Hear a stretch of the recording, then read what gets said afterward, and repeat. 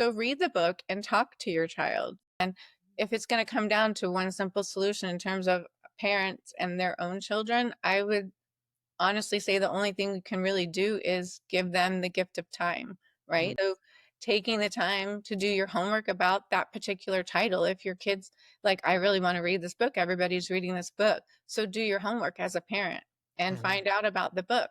And I don't honestly think there would have been any book my own kids could have brought home that I would have told them they can't read if mhm, they really wanted to, but we certainly would have been having discussions. I would have been reading the same book, at a different time or like mhm.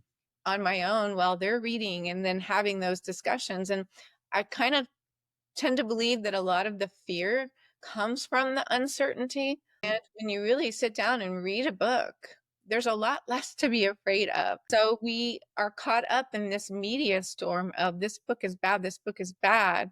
But again, those measuring sticks are different. So read the book and talk to your child. But I understand parents are stretched, they're busy, they're, you know, just trying to make ends meet, get dinner on the table, out the door to sports or whatever it is. But I really think making the time instead of telling your kid you can't read that or telling the librarian you need to remove this book, it shouldn't be here.